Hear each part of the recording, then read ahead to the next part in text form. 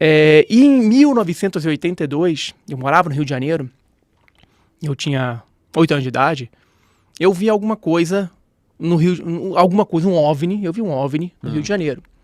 Eu morava na Barra da Tijuca, e a Barra da Tijuca, no início da década de 80, ainda era assim, quem conhece o Rio hoje, vai na Barra da Tijuca, ali é uma selva de pedra. Mas naquela época, no início dos anos 80, tinham poucos prédios. E você tinha uma visão do condomínio que eu morava privilegiada da Pedra da Gávea.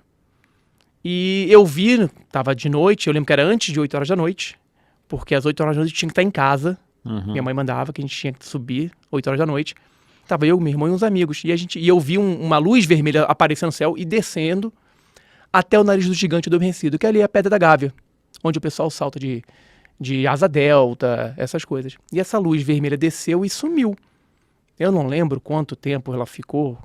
Sei que depois ela reapareceu, subiu de novo, ficou mais vermelha, mais brilhante. Eu não sei se aumentou de tamanho ou o brilho dela fez com que ela aumentasse de tamanho.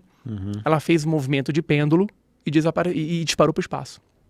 Eu só tinha 8 anos de idade. A gente está falando de algo que aconteceu em 1982. Não tinha drone, não existia os satélites Starlink, não existia isso. E apesar de eu ter 8 anos de idade, eu até aquela idade na minha vida eu tinha vivido muito em bases aéreas. E meu pai era piloto. Então eu sabia o que era um avião, o que era um helicóptero, o que era um balão. E aquilo que eu vi não era nada disso. Até hoje eu não sei o que era aquilo. É um objeto. Era um objeto voador não identificado. E a partir daí, então, parece que deu mais um clique, assim, e eu comecei e não parei mais. Comecei a pesquisar mesmo.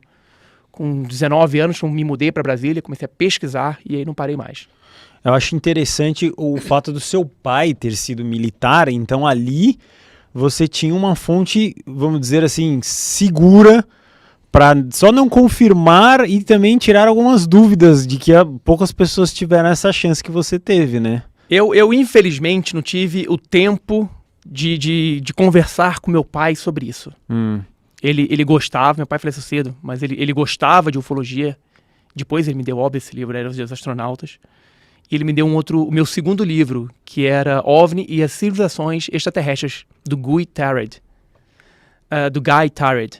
E eu lembro que quando meu pai, ele divorciado da minha mãe, toda sexta-feira a gente ia até o trabalho dele, que era ali no Terceiro Comar, do lado do aeroporto Santos Dumont.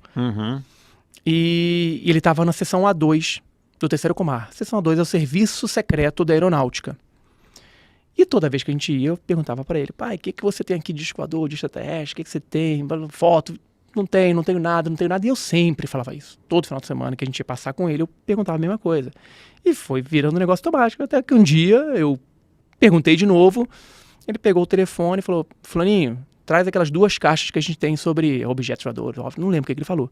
Vieram 2 caixas, daquelas de papelão marrom, cheio de documento. Muito documento. Eu olhei aquilo ali, ele falou: olha, você tem 10 minutos para ver essas 2 caixas. Aí eu comecei. O que me chamou a atenção foi tinha uma foto e o documento e um clipe anexado à foto e o documento. Era uma foto que, se você hoje botasse na internet, iam falar que era Photoshop. De tão nítida e clara que era a foto. Imagine se você na cabine de um avião, eu tenho quase certeza que era um avião comercial, por causa das janelas, a pessoa que tirou a foto estava no lado esquerdo do avião, ela virou e tirou a foto da lateral, da janelinha lateral, tipo quebra-vento do avião. Dava para ver os rebites do cockpit, da cabine, de um objeto discoide, mas assim, discoide perfeito. Perfeito. De dia, ele era prateado, não tinha janela, não tinha asa, não tinha turbina. Devia estar uns 400, 500 metros do avião. Mas você via a forma dele perfeitamente na foto. E tinha anexado ele o relatório, o relato. E eu olhei aquela foto, eu não me importei mais com nada. A gente está falando 1992, não tinha celular, não tinha nada disso. As Xerox ainda eram preto e branco. Eu falei: pai, me dá essa foto. Ele: não, você não posso tirar essa foto. Deixa eu tirar cópia. Você tem mais 3 minutos para fazer o que você quiser, para ver esses arquivos. Aí o que eu fiz? Se eu tivesse um pouquinho mais de maturidade na época, eu teria pego aquele relato e copiado todo. Eu peguei outros relatos menores e comecei a copiar aqueles relatos menores de outros casos. E eu lembro que eu copiei mais de uma dezena, uns 12, 13, 15 casos, à mão, copiei à mão, fiz uns desenhos que tinham nos relatórios, cheguei em casa, datilografia na minha Olivetti antiga e datilografei. E essa foto e esses relatos, salvo um ou outro que foram publicados posteriormente, divulgados, essa foto nunca apareceu. Nunca vi essa foto. A foto que eu vi, eu nunca vi ela divulgada em lugar nenhum. Não sei se perderam, não sei se guardaram, não sei. E aí, tô até hoje aguardando essa foto. E certamente meu pai foi uma pessoa que, mesmo não podendo passar esse tempo todo comigo, me incentivou de alguma forma a gostar do assunto, a caminhar na ufologia. Ele colocou a semente ali, né? Exatamente. Aí dali cresceu e esse avião, só para eu entender, ele era um avião comercial da Varig, da VASP, sei lá. Não lembro. Mas assim, não tipo, né? Era creio que era um avião. Creio que era um avião de passageiro. Você não via o avião, só via a janelinha. Tava na esquerda, porque a pessoa virou. Você não via o resto da frente do avião, só via a lateral. Quando tinha estado de lateral. Então foi algum possível passageiro? Não, foi o piloto, era dentro da cabine. Dentro da cabine. Era dentro da cabine. Foi o piloto que tirou a foto. Entendi. Foi o piloto que tirou a foto. Mas essa caixa que o seu pai tinha, em que local foi isso que ele te deu essa caixa? No A2 da Aeronáutica. Lá dentro? Serviço secreto da Aeronáutica, Mas no na A2. sala dele? Dentro da sala dele. Dentro da sala dele. Tipo, a sala dele era só a mesa dele, fechada? Era a mesa dele e era uma sala, aí tinha a mesa dele e a mesa do Major Cruz, que era o subordinado direto a ele. Meu pai na época era tenente-coronel e o Major Cruz, que ficava do lado dele, eram essas duas mesas na sala. Deveria ter outra mesa, não me lembro. Mas eu peguei essa caixa dentro da sala dele e vi com ele me vendo a... Mas e o Major Cruz? Nem lembro da reação dele, porque eu só queria saber daquilo ali. O Major Cruz. Se até estiver vendo a gente, ô Major Cruz, entra em contato comigo aí. Ele não tava na sala? Tava. Meu pai, ele ficava na sala os dois. Ah, entendi. Os dois ficavam na sala. Que idade você tinha mesmo? Eu tinha 92, eu tava com 90, 91, eu tava com 15, 16 anos. 90, por aí. Já era um adolescente. Já não era uma coisa que você ia esquecer, assim, dá pra um neném, aí o pessoal nem lembra mais. Não tem mais como eu lembro esquecer. Detalhes. Se pudesse... Se tivesse celular, hein? Nossa senhora. Pra imprimir a sua mente. Exatamente. Se alguém pudesse entrar na minha mente e fizesse pudesse ver o que eu vi, pra mim seria a prova definitiva que tinha algo. E a gente tá falando de anos 90. A gente não tá falando de drone, de aviões secretos que existem hoje. Não tinha nada disso. Então, foi algo que realmente marcou muito a minha vida. E o seu pai, o General Cruz lá, o Major Cruz. Major Cruz, eles estavam como, assim, nesse momento? Para eles era algo normal. Esses documentos eram algo que eles estavam acostumados. Eram, porque além... meu pai levava para mim, sempre que tinha, recortes de jornais, Última Hora, O Globo, que saíam no jornal. Eles tinham que pegar esses recortes, colar numa folha de capa do terceiro Comar, A2, colavam ela, tinha um cabeçalho A2, não sei o que, terceiro Comar, e colavam, e tirava uma cópia e mandava essas cópias para mim. Levava para casa essas cópias para mim, de jornais, não de documentos, de jornais. Então eles sabiam, isso sempre acontecia.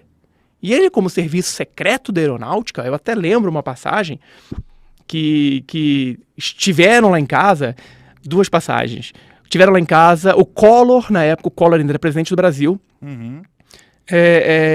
E ele iria para o Rio de Janeiro. E eu lembro do meu pai receber lá em casa um monte de agente. Porque os agentes do serviço secreto, eles andam descaracterizados. Eu não sei, são militares. Terno? Não, camisa, jeans, essas coisas. Civil, bem civil. Civil. Eles foram lá em casa para fazer a segurança do presidente Collor na época. E uma vez eu fui para Macaé, porque minha mãe se mudou para Macaé com meu padrasto, e meu pai não pôde buscar a gente na rodoviária do Rio de Janeiro. Aí chegou eu e meu irmão de ônibus na rodoviária, aí apareceu um cara 3x4, enorme. Diego, vem comigo.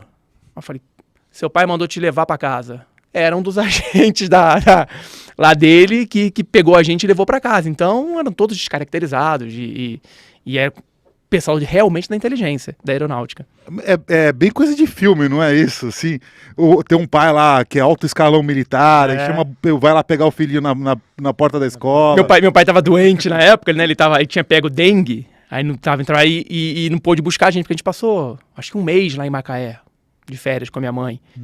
E aí ele não pôde buscar a gente e mandou os agentes lá buscarem a gente. A gente, óbvio, morreu de medo, né? Quem são? Mas o cara sabe meu nome, falou, seu pai mandou buscar, vambora. Mas que louco, o seu pai dava qual opinião sobre esse assunto? Ele falava, filho, no México, ele não fala, ele ele nunca conversou comigo sobre isso. Mas a minha tia, que é a irmã dele, falou que eles dois tiveram avistamentos quando eram mais jovens.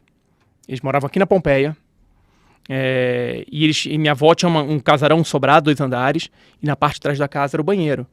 A minha tia me contou que meu pai, por duas noites seguidas, ele acordou, foi ao banheiro, e no banheiro da minha avó tinha uma sacadazinha, cara, que era inútil. Você falou, pra que tem isso? Lá inútil, no banheiro, uma varandinha de 30 centímetros no banheiro, pra sair do banheiro.